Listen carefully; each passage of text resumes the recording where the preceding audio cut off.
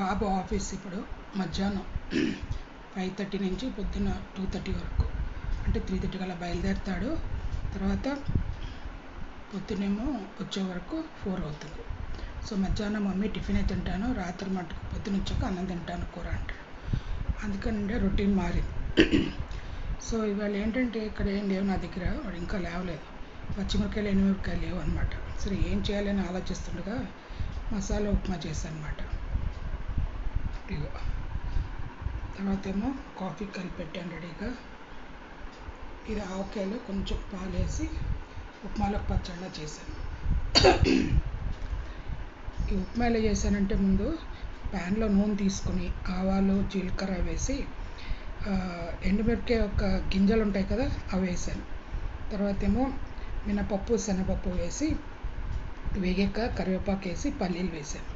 అవన్నీ వేగాక కొంచెం నీళ్ళు పోసి ఉప్పు వేసాను.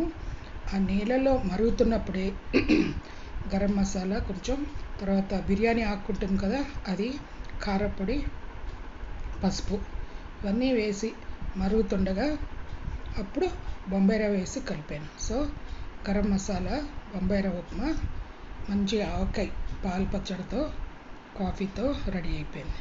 ముందేం చేయొద్దు అనుకున్నాను, వాళ్ళు లేచాక బ్రెడ్ ఇమ్మని, అప్పుడు పీనట్ బటర్ రాసుకొని తింటాడని. కానీ సో ఇట్లా ఉంటుంది అన్నమాట మనతో. సో ఏం చేయొద్దు అనుకున్నా కానీ ఆడవాళ్ళ మనసు, అమ్మ మనసు, భార్య మనసు ఎలా ఉంటుందంటే, ఓపిక లేకపోయినా, యాక్చువల్లీ వాళ్ళు జ్వరంగా ఉంది కానీ వాళ్ళు ఖాళీ కడుపుతో వెళ్తే మనసు ఒప్పదు. ఎంత ఓపిక లేకపోయినా వాళ్ళకి అన్నీ సమకూర్చి వాళ్ళు క్షేమంగా వెళ్ళమని చెప్పే కానీ మనం తర్వాత రెస్ట్ తీసుకుంటాం. అది ఆడవాళ్ళ అనే ఒక గొప్పతనాన్ని నేను అనుకుంటాను. ఎంత వద్దనుకొని పడుకుందాం అనుకున్నాను కానీ మనసు అస్సలు అంగీకరించలేదు. చివరికి టైం అవుతుందని లేచి ఏం చేద్దామని అనుకుంటుంటే అప్పుడు ఇట్లా ఉప్మా చేశాను.